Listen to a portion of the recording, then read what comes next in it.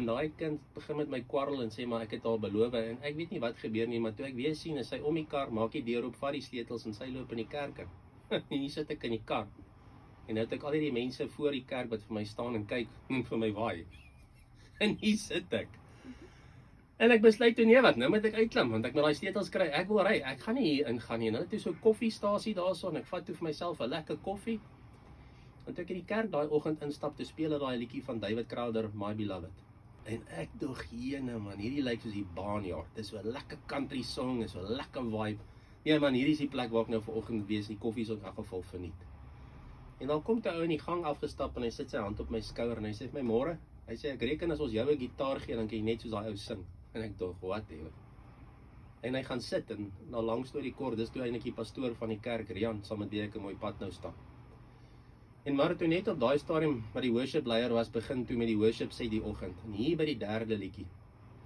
Kyk, toe begin ek huil en ek huil. En hoe meer ek dit probeer stop, hoe meer huil ek. Dat ek so huil dat hulle die diens stop. En ek sal nooit vergeet hoe Martin net daai oggend oor die gemeente uitgekyk het en gesê, die Here sê, daar's iemand in hierdie kerk wat moet kom. Vandag is jou dag en dis nou. Jy moet kom. En toe ek weer sien, toe staan ek heel voor. En ek het 3 keer gegil en ek het 3 keer geskree en 3 keer die grond geslaan en ek het daar neergeslaan. En ek sal nooit vergeet hoe Rian en toe daai selfde vriend wat daai oggend daar was, voor my kom staan het en my gevra het, vertrou jy die Here? En ek het gesê ja, en hulle het oor my geblaas. En ek het stelselmatig weer begin rustig asemhaal tot die punt toe waar ek kon staan, want op daai stadium is hulle my vashou. Ek was pap. As jy my gelos het, het ek geval soos 'n os. En ja, Richard, van daai dag af, 13 Februarie 2022, nou so rapsie meer as 3,5 jaar later, sit ek hierso. Ek is deel van daai gemeente. Ek bedien in die gemeente in 'n bedieningsspan. Ek sing in daai worship band.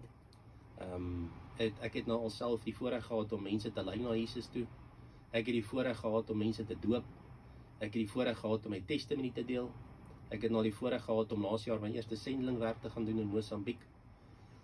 En van 148 kg drank elke dag, pornografie, het al daai goed, is ek nou al meer as 3 jaar skoon van enige pil. Ek drink geen pil nie.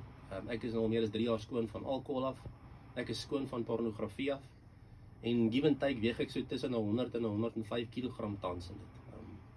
En ek kan nie die Here daarvoor prys.